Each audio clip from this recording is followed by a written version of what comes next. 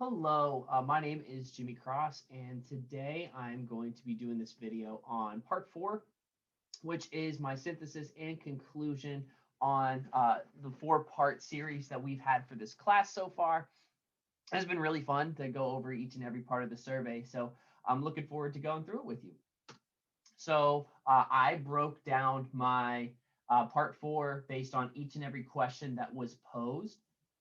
So I'm going to start with the first one, and I have a couple different slides throughout in each and every part of this survey. So I'm going to break it all down for you with question one. So what did your interviews and survey results have in common? So one thing that they did have in common is that there are types of trainings that are on like internet safety. From the interviews that I had with a couple of the people that I interviewed, I know that there was some level of training that was on internet safety, which that revolved around, you know, creating a secure password. Also, another big thing was um, making sure that they had a multi-factor authenticator when it came to using their work email, just to prevent, make some extra precautionary steps. How do they differ? So what some of the big differences was during in the survey, um, we had a lot more IT internet safety by protecting passwords. And there was a big difference was there's not cyberbullying prevention within the interviews that I had, and some of the survey answers that I got back was saying that there are some form of cyberbullying internet safety precautionary trainings that you do through modules. Our IT department here at Mount Union does that, so I think that's really awesome. That was the biggest difference, though, is that some of in the interviews there was less of cyberbullying prevention tactics and also cyberbullying trainings, how to identify that versus in the survey where they did have internet safety and cyberbullying prevention within Mount Union and some of the other institutions that some of my other colleagues work at. So I thought that was very interesting that everybody had kind of a different twist on it. Some of these answers, I had about 24 people do my survey, and a lot of people, what I've come to find is a lot of people are very familiar with cyberbullying and how it is harmful to students, K through 12, but not just K through 12, but also through college, the young adult age. So a lot of people in my survey did find that they are aware of what cyberbullying is, and how it can be harmful to other people. And a lot of throughout the survey, I had a lot of people fill out from different parts of Mount Union's campus. I had some of my student ambassadors fill out the survey. I had some people that worked as faculty and staff on campus. I also had some parents of students, but also parents and educators. So I had a lot of different kinds of feedback throughout this whole survey. So it was really cool to see a lot of different moving parts of Mount Union's campus taking part in my survey. So another really interesting thing that I found was that a lot of people were more likely to um, follow up on an incident that revolves around cyberbullying than not. So that was really exciting for me to kind of find that.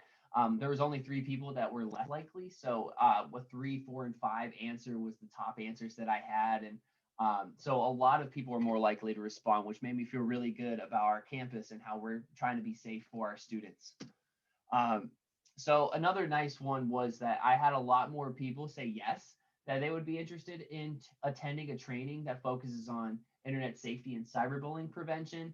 Just good to see that a lot of people across our campus really take it serious and they really care about our students and really want to take that extra initiative towards being safe, whether they're in K through 12 or they're also through a college setting.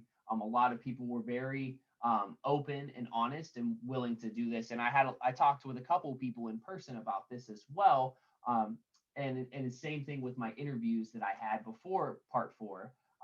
The people that I interviewed would also be interested in doing this if their departments did offer that as an opportunity, or their employer offered it as an opportunity.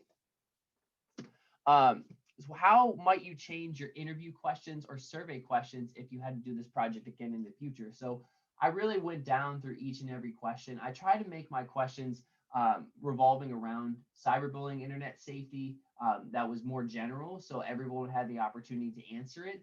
And then I also made some answers that were more specific to the parents only. So I really like that. And I think it gave me some great feedback from not just the student perspective, but also the parent perspective. I think one thing that I would do is focus on what people would like to learn in their cyberbullying internet safety training, just to see what I would make that a short answer, just to see what you would like to see. And I also would think about making that multiple choice as well. If there's a possibility of making that into, if I can make those multiple questions and give like 4 general kinds of trainings that have shown to decrease cyberbullying and increase internet safety, I definitely want to implement those 4 into a question, like as a multiple choice, to see if what will be the best approach and what will people want to see the most. Also, short answers. Some people may already know some cyberbullying prevention tactics and may want to bring those to the training or even participate in educating people in training. So that's a possibility there too. And now that we know that people are more likely to attend a training on cyberbullying prevention, I would want to see how we can implement that throughout campus. Um, there is a lot of ways to prevent harm content from going online, but also preventing it from going further. So I definitely am going to try to make questions that would revolve all of campus, asking questions on, how would you prefer to have this training? What have you seen in the past? What are some examples of cyberbullying that you've seen with students, maybe with your kids, with other kids that are in your school, in your child's school district? What's happening there? What has worked? What has not worked? There's a lot of different strategies and tactics out there. So just trying to see how like our campus environment would benefit from that kind of a training. So trying to create as the best practices as possible to make it the most efficient.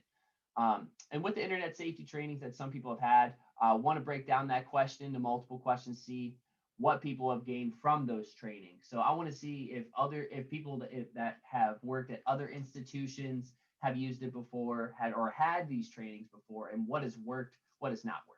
So every school kind of does it a little bit different. So I would love to see that kind of take into fruition in the next couple of years here at Mount Union, and also other school districts around the area.